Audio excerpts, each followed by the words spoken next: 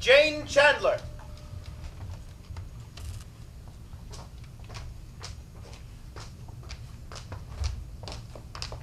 Jane Chandler, do you solemnly swear to tell the truth, the whole truth, and nothing but the truth, so help you God? I do.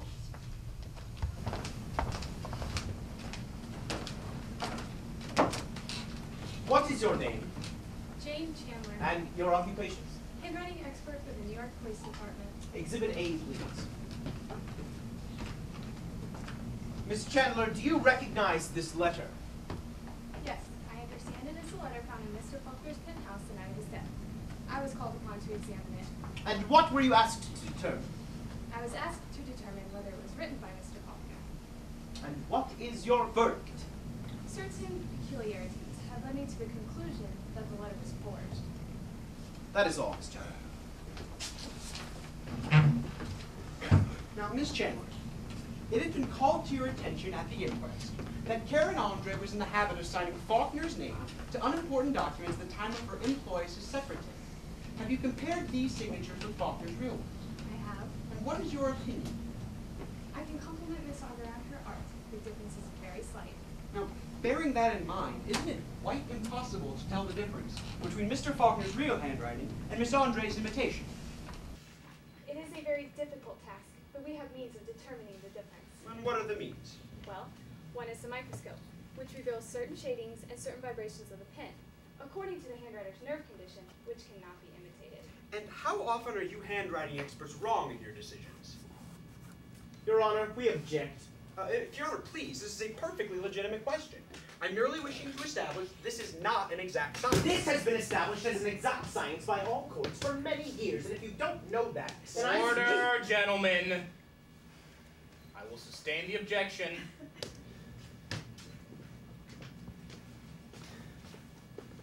Then, keeping in mind the similarities of their handwriting, isn't there a reasonable doubt that the letter was a forgery? Of course there is a doubt. That is but all, the- Miss Chandler. Thank you.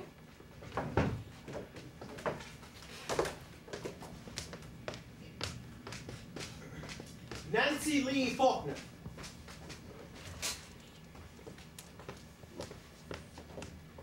Nancy Lee Faulkner, do you solemnly swear to tell the truth, the whole truth, and nothing but the truth, so help you God? I do.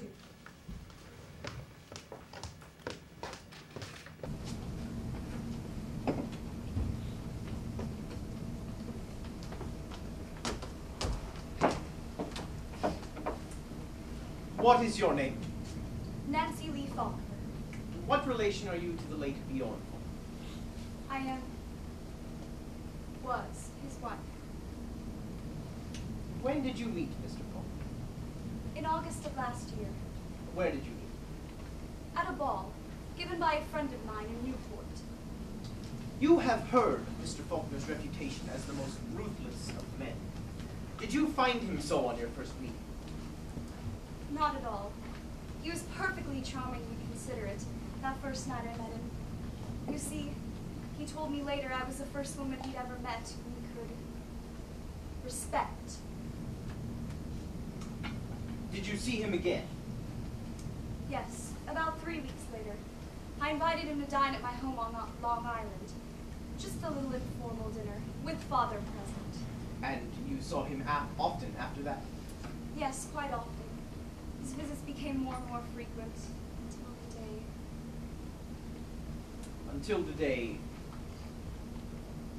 The day he proposed to me.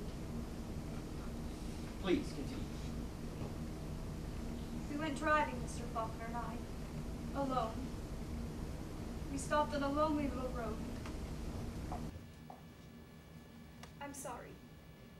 It's just a little hard for me to think of those days.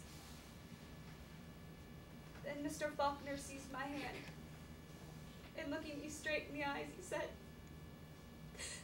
"I love you, Nancy."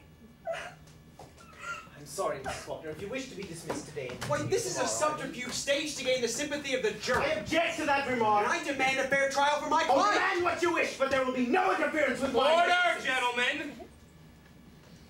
The jury will ignore these remarks.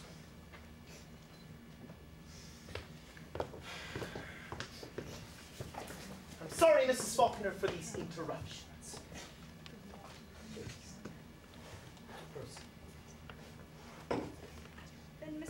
Faulkner told me, for the first time, the truth about his fortune, that it was gone.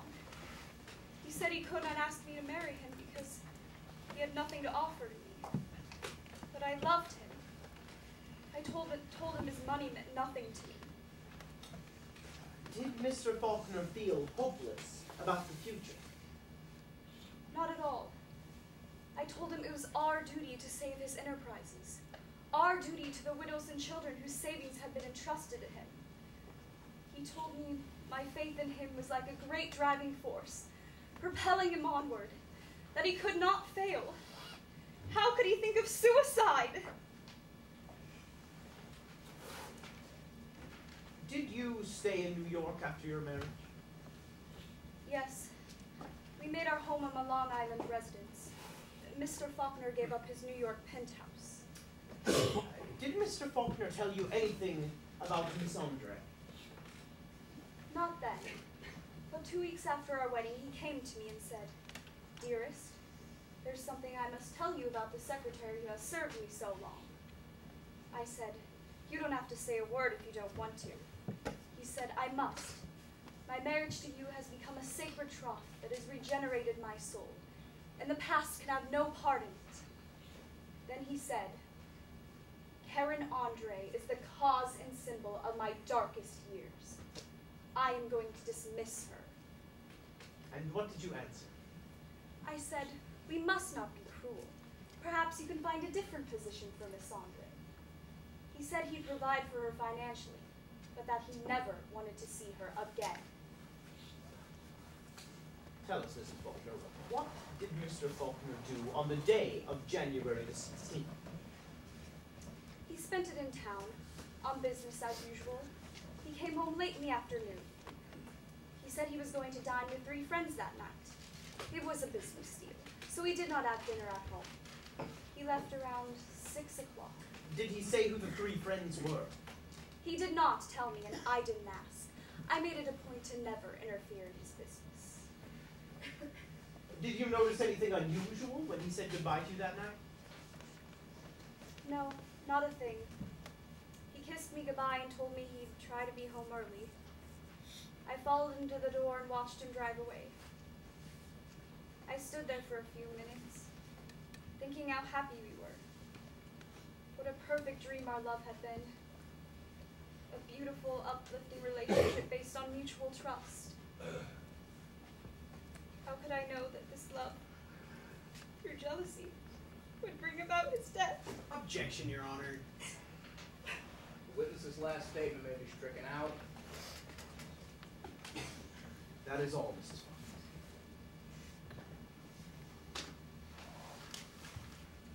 Are you ready to answer a few questions now, Mrs. Faulkner? As many as you wish, Mr. Stevens. No. You had said that your romance with Faulkner was like a perfect dream, didn't you? Yes. That it was a sacred troth that regenerated a soul, a beautiful, uplifting relationship based on mutual trust. Yes. Then how could you hire a detective to spy on your husband? Why, I didn't hire a detective to spy on my husband. I hired him to protect Mr. Faulkner. Protect him. Would you kindly explain that? Well, you see, quite some time ago, Mr. Faulkner had been threatened by a gangster, Larry Regan. I was worried, so I hired Mr. Van Fleet to watch after him. I did it secretly because I knew that Mr. Faulkner would object. Now, how is a detective following at a distance supposed to protect Mr. Faulkner? Well, I didn't think anyone in the underworld would dare attack a man being constantly watched. And all Mr. Van Fleet had to do was watch Mr. Faulkner. Yes. Mr. Faulkner alone. Yes. Not Mr. Faulkner and Miss Andre. Mr. Stevens, that supposition is insulting to me. I haven't noticed you sparing any insults, Mrs. Faulkner. I'm very sorry, Mr. Stevens. I can assure you that I intended no such thing. Now, you had stated that Mr. Faulkner never wanted to see Miss Andre again. Yes, he did. And yet, after the wedding, he gave her his penthouse, the most luxurious apartment in New York City. Your detective told you that, didn't he? Yes, I knew it. And how do you explain it? I cannot explain it. How could I know what blackmail she was holding over his head? And Mrs. Faulkner, how can you explain the fact that on the night of January the 16th, Mr. Faulkner lied to you about dining with 3 friends for business, and instead went directly to Miss Andre's house? If I could explain that to you, Mr. Stevens, I might be able to save you the bother of this trial. We would have an explanation for my husband's death. All I know is she made him come to her house for some reason, which he could not tell me, and he was found dead later that night. That is all, Mrs. Faulkner. Your Honor, may I ask her a few questions? Granted. Did you love Lord Faulkner? I did, Miss Andre. Then how can you speak of him as you just did? Don't you know why he married you? Your Honor, please! How can you sit there and lie about him because he can't come back to defend himself? Your Honor, why should I be questioned by the woman who murdered my husband? Mrs. Faulkner! What is it? One of us is lying. We both know which one. Court is adjourned till 10 o'clock tomorrow morning.